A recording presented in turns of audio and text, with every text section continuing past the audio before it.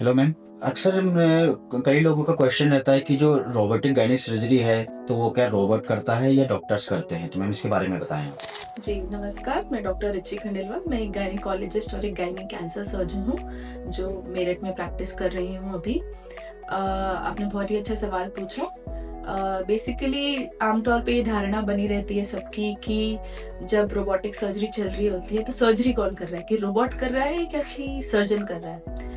तो जनरली ऐसा होता है, जब हम रोबोटिक सर्जरी करते हैं, तो सर्जन ही सारी कमांड रोबोट को दे रहा होता है। एक जगह बैठ के, जिसको हम बोलते हैं कंसोल, उसमें हम लोग अंदर का जो पेशेंट का एब्डोमेन है वहाँ पे देखकर उस हिसाब से रोबोट को कमांड देता है और रोबोट को ऑपरेट करता है उस हिसाब से। तो मैम अक्सर देखा क्या ये भी क्वेश्चन रहता है कि जब कमांड करते हैं आप लोग तो क्या कुछ में साइड इफेक्ट या कोई ब्लीडिंग, एक्स्ट्रा ब्लीडिंग या एक्स्ट्रा चीरा कट वगैरह कुछ इस तरीके की प्रॉब्लम्स आती हैं कि एकदम सटीक सर्जरी उसमें होती है रोबोट द्वारा। जी, एक होती है दूरबीन से सर्जरी और एक लेटेस्ट, जैसे अभी हम बात कर रहे हैं रोबोटिक सर्जरी।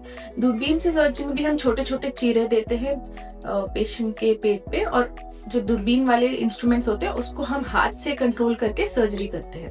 अब फिर आई है ये लेटेस्ट हमारी रोबोटिक सर्जरी। रोबोटिक सर्जरी में कंट्रोल सर्जन ही कर रहा होता है, ऐसी छोटे-छोटे छेद इंसिजन दे के ही सर्जरी होती है। बट जो रोबोट के इंस्ट्रूमेंट्स होते हैं, मशीन होती है, वो कम्प्लीटली डिफरेंट होती है। उसमें सर्जन थोड़ा दूर रहता है मरीज से और रोबोट मरीज के पास रहता है। रोबोट सर्जरी करता है लेकिन कमांड सर्जन देता है। तो मैम कितना सेफ है अगर रोबोटिक सर्जरी कराई जाए तो लोगों के लिए कितना सेफ रहता है और कितना मतलब उसके लिए लाभ इफेक्ट्स रहता है उसका। जी, बहुत ही सेफ और बहुत ही इफेक्टिव है। देखा जाए तो बहुत ही प्रिसाइज सर्जरी होती है, मिनिमल ब्लड लॉस होता है। और जब हम इतनी प्रिसाइज और मिनिमल ब्लड लॉस वाली सर्जरी करते हैं और छोटे-छोटे इंसिजन देते हैं, तो मरीज की रिकवरी भी जल्दी होती है, क्योंकि जो रोबोटिक विजन होता है वो 3D विजन होता है। तो वो नॉर्मल सर्जरी के विजन से काफी अच्छा होता है, जिसमें हम डेप्थ भी देख सकते हैं। मरीज के अंदर के जो टिश्यूज होते हैं, ऑर्गन्स होते हैं, उनकी डेप्थ भी साथ-साथ पता चलती है, तो सर्जरी और प्रिसाइज हो जाती है। तो मैम ये जो सर्जरी है ये सभी लोग करा सकते हैं, कोई पर्टिकुलर एक पेशेंट है या वही करा सकता है, तो इसके बारे में बताएं। सर्जरी सब करा सकते हैं।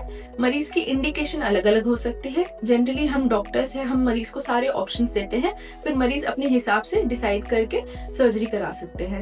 ये कैंसर सर्जरीज भी रोबोट के द्वारा पॉसिबल है, और नॉन कैंसरस जो नॉर्मल सर्जरीज होती है, जैसे कि यूट्रस निकालना, रसौली निकालना, फाइब्रॉइड निकालना, और जो भी गायनिक की छोटी मोटी सर्जरीज होती है, वो भी रोबोट के द्वारा पॉसिबल है। साथ साथ कैंसर सर्जरीज भी हम रोबोट से बहुत अच्छे से कर सकते हैं। और साथ ही में जैसे मैंने बताया कि पेशेंट की रिकवरी बहुत अच्छी होती है, क्योंकि ब्लड लॉस बहुत कम होता है और बहुत ही प्रिसाइज सर्जरी होती है, तो पूरा एक्सपीरियंस पेशेंट का बहुत ही अच्छा रहता है।